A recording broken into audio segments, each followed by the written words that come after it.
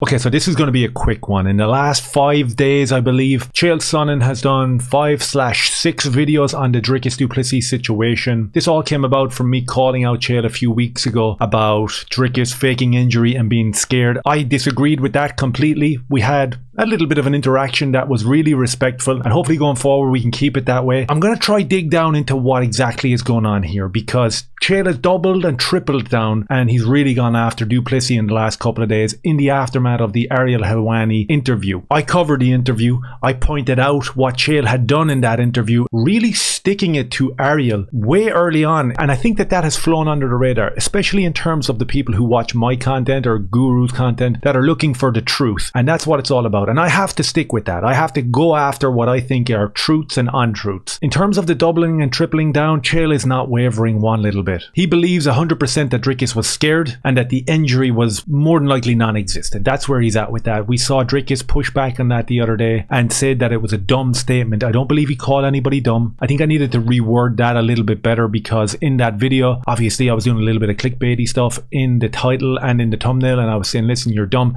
None of them said that. And if there was anyone to be targeted after that interview, I don't think it was Dricus, because naturally as a fighter and as a human, he's going to push back on someone like Chael, and rightfully so. The two of them could have their little interaction absolutely fine. I think that the anger should have been targeted towards Ariel. That's just me. Who the hell are you, Ariel? Why are you calling me stupid, bro? Why are you trying to call me out? I'm literally showing up on your show and we're friends. What are you doing? This is definitely a touchy subject in terms of Dricus feeling hurt because Chael said that he was faking injury and that he was scared. And also, I can see it from Chael's side when he hears people calling him dumb and stupid. Even though I don't agree with everything he says, that's what discourse is about, right? You know, I don't agree with his opinion on Dricus right here. I really don't. From my side, I have listened to what Chael has said. I have listened to what I have said. I've actually sat back and taken a little bit of time to reevaluate everything. And I'm trying to see it from both sides here. And as you know, I'm not adverse to conspiratorial ideas. And I do have a little bit of a conspiracy theory that I might put to you in terms of Chael's tactics here. The opinions of Chael differ from person to person. You will see idiots online calling him out and calling him this, that, and the other. And that's fine. They do the same to me. I get a lot of people calling me different names every day. You'll see people like myself who want to dig down into the truth, who listens to some of what Chael says and thinks, okay, I don't believe that. That's not the truth. Why are you saying that? And then you also have the people that look at Chael and think, okay,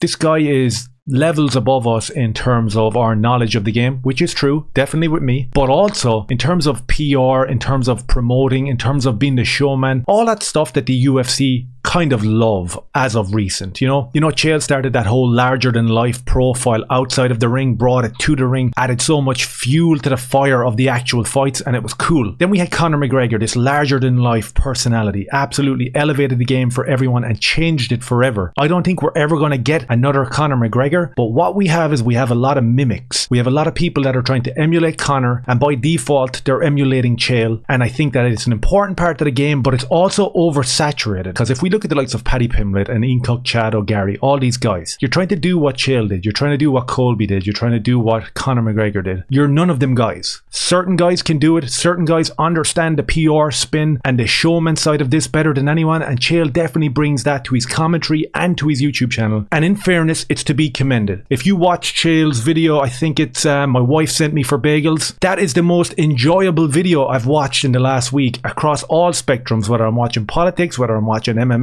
whether I'm just watching entertainment stuff. That video was awesome, 100%. So, you know, that's where I kind of sit in terms of the opinions of Chael. So Chael is like a dog with a bone here. He is not leaving this go. He was clearly offended by the wording that Ariel and Dricus used towards him in their interview the other day. So let's scratch the surface and dig down into what's behind 5, 6, 7 videos in a week, because as I said, I love an old conspiracy. Here it goes. Before Guru, before myself, before anyone started talking about Dricus being 100% in the right and Israel being an absolute scumbag attacking him and making it about race, before we all said that, who was the first to talk about it? I pointed it out in my last video, and again, I watched it, I understood it, I explained it, but I missed certain connotations about it. Chael often says in these videos when he's going after Dricus or when he's going after Ariel that he's the guy that's talking the most about Dricus Du Plessis, and I agree, 6 videos in a week, I think. right? 100%, we agree. Marry that with the clip that I showed from 2.5 months ago when Ariel tried to make it about race, which I find absolutely disgusting. Tried to make it about race, and who was the first to step in there and shut that down? It was Chael Sonnen. He absolutely smoked Ariel and he put him back in his box, rightly so. I get Du Plessis' point fully.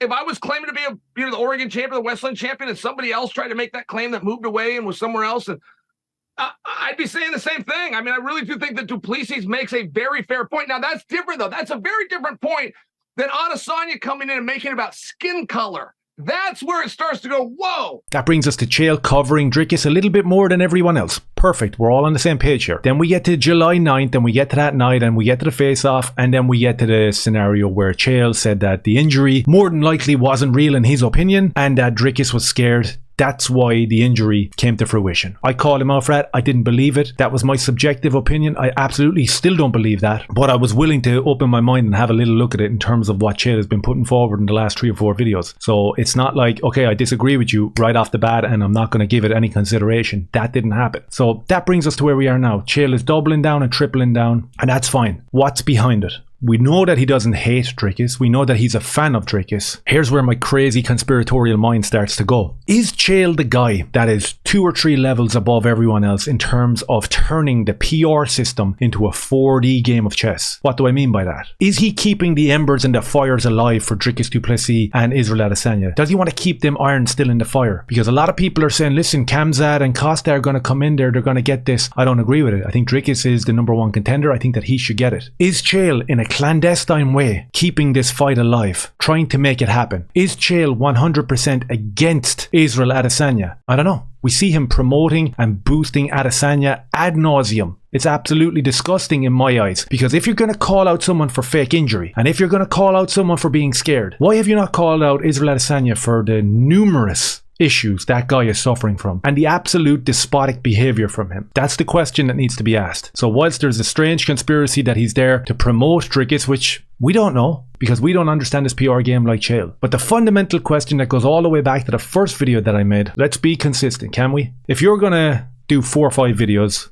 doubling and tripling down on Dricus, saying that, listen, I believe that his injury is fake and that he's scared, at least do one video pointing out the hypocrisy of Israel Adesanya as a champion or an ex-champion. He doesn't want the new champion Sean Strickland to bring up family, and he's pointing and he's talking about his dog. Don't bring up family, bro. I would never do that to you. I would never talk about family. We jump back to his last fight where he smokes Pereira with a lucky punch, and the first thing that man does is go looking for Pereira's child, for his son, and try to upset him.